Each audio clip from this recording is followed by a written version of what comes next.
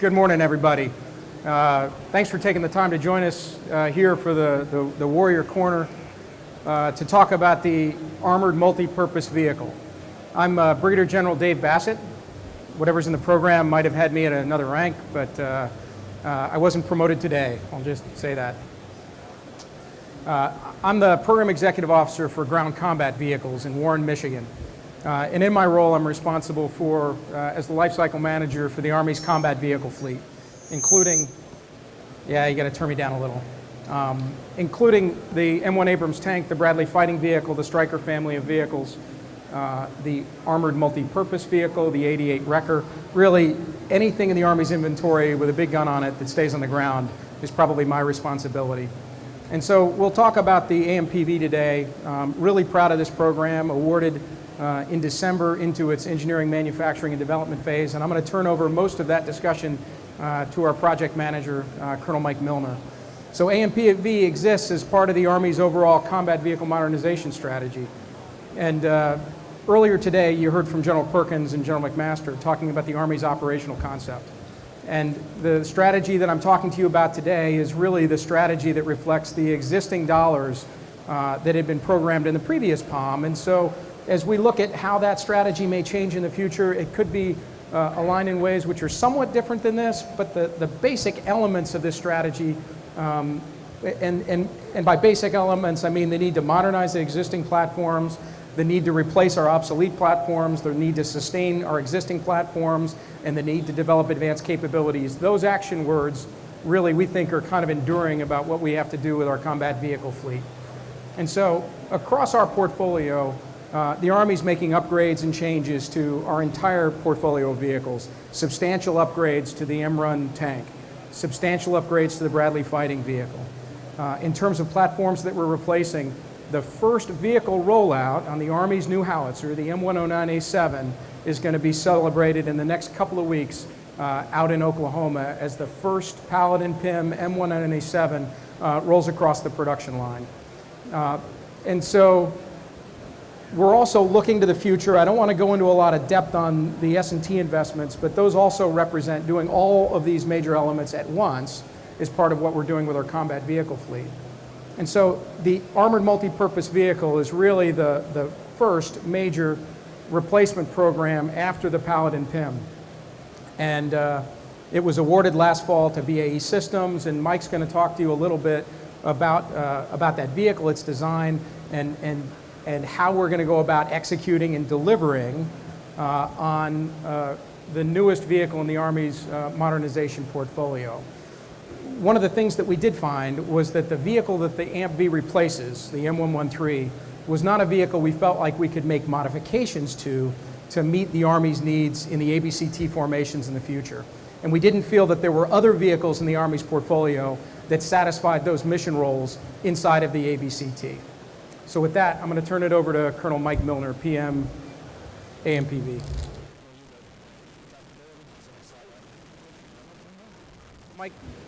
Mike tells me there's one more slide here I did want to talk about. And the last thing I mentioned was that there were no vehicles in the Army's current portfolio that met our requirements. So if you can go to the next chart. There's been a lot of discussion about tracked mobility versus wheeled mobility. We talk about mobility characteristics across the entire OMSMP. And what I wanted to focus on today was the actual percentage of no-go and go terrain for a range of potential operational conditions. And the ones that we've selected here were selected based on what they presented in terms of operational terrain, not in specific locations: Germany, Jordan, and Korea. And what you're going to notice on that is that there's some pretty dramatic differences between the mobility that we expect out of the tracked AMPV solution, which is shown here as the M2A3T. Again, something that we think will offer analogous off-road mobility to the AMPV solution, what an ECP Stryker vehicle spec looks like, and what the AMPV spec itself looks like. And so, although if you were to average these over an entire mission profile, which includes a substantial percentage of on-road performance, you would see that you could argue that mathematically there's a very small difference in overall mobility characteristics. But when we're talking about the AMPV, and especially when we're talking about a medevac vehicle, we're talking about the ability to evacuate patients, evacuate injured soldiers at the point of injury inside of an ABCT formation. ABCTs go places where only tanks and Bradleys can typically get to. And so we want to make sure that we can get an ambulance to that point of need.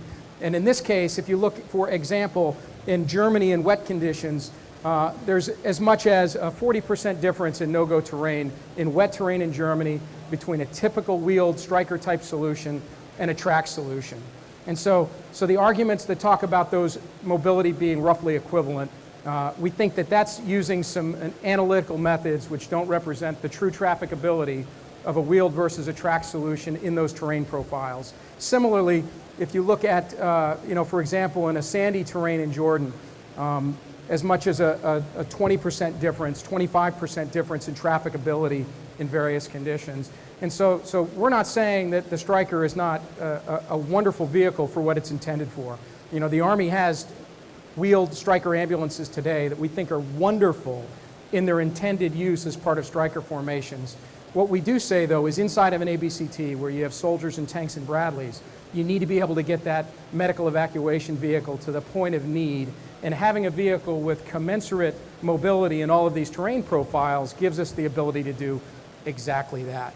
And these are actually the raw numbers that we've used analytically to talk about the kinds of terrain profiles and the mobility that the vehicle will offer in each of those terrain situations. So again, now with that, I'm going to turn it over to Mike. Thank you, sir. I get it to click here. Next slide.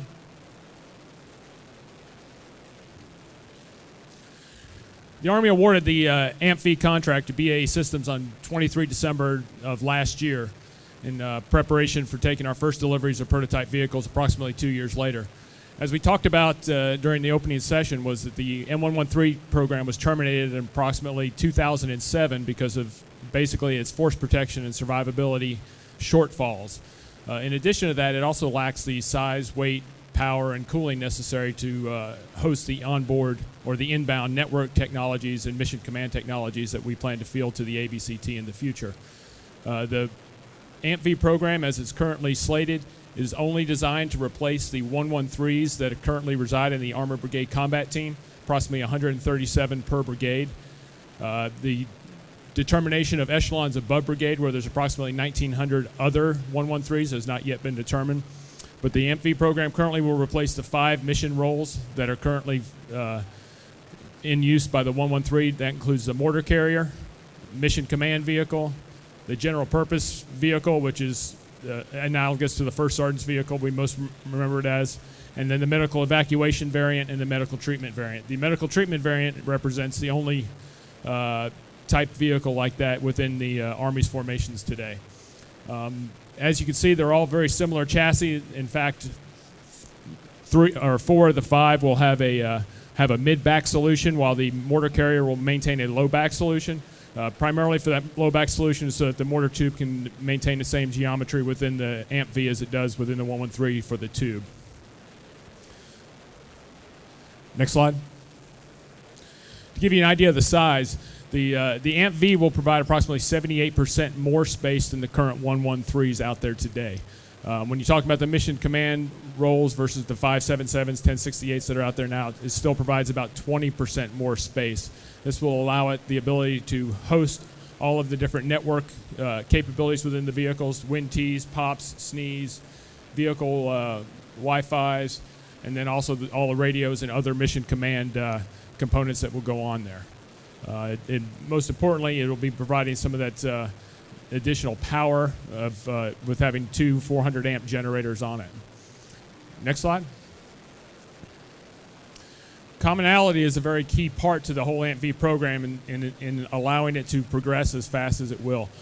The common subsystems here are shown across all 5 variants as a common drivetrain, power package that's also common with the Bradley and the PIM with the Cummins V903 engine and the L3 HMPT 800 transmission. The structure and the survivability underneath it is the same for all 5 variants, with the exception of what I discussed earlier with the mission or the mortar variant that will have a little bit lower back on it, but other than that, it'll be the same. The V-tronics will remain the same with the cabling, the wiring, and the onboard software and computer systems. And then our steering and suspension, which is also common almost completely with Bradley, and then very similar with PIM, sharing a lot of the commonality there. But because we're using these mature systems, this will allow us to get to production faster of our prototypes and help us get through tests with a greater sense of reliability for the system. Next slide. And this is how that commonality lays out across the ABCT. The AMPV represents about 33% of the ABCT's combat vehicles out there today. The Bradley, when you combine, and within that AMPV, they're over 85% common amongst the 5 variants. When you expand that out to include the Bradleys, you encompass about 2/3 of the brigade's combat vehicles, and AMPV and Bradley still remain a little bit over 80% common. And then when you add in the PIM, where we have our common suspension and drivetrain, we now cover down on about 3/4 of the brigade's combat fleet. So whereas we talked a lot in the past about trying to get to a common platform for many of our combat vehicles, we talked about that with FCS, we've actually morphed into a scenario like that now. Next slide. And as I talked, that commonality will allow us to accelerate the schedule greatly in terms of what we would as opposed to what we might normally see from a clean sheet design. As you start looking from the bottom up, we only have about 18 months of contractor design in there. We've just completed our system requirements review, going to a preliminary design review this summer, and we will be going to our critical design review next summer and be taking delivery by Christmas of 16.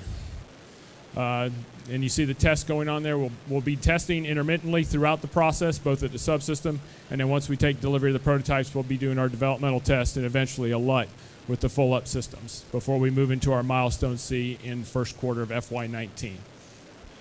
And I wanted to leave enough time for questions and answers here, so I'll wrap this up really quickly. One more slide.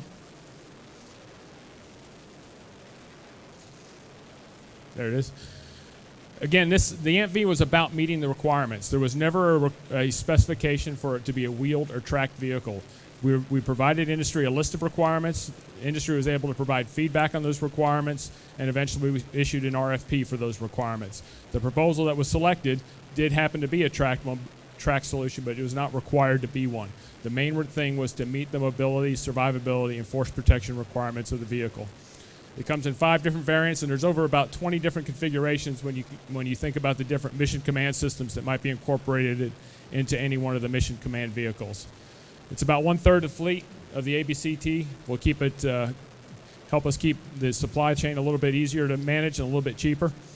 And we're leveraging our technologies that have already been deemed to, all of our critical technologies have passed their technology ready assessment by OSD. So we should be seeing some very low risk moving forward with everything we're putting into the vehicle. I think this is the way to the future. JLTV is moving this way, and it will help us get capability to the field faster. And with that, I will close out and ask if there's any questions.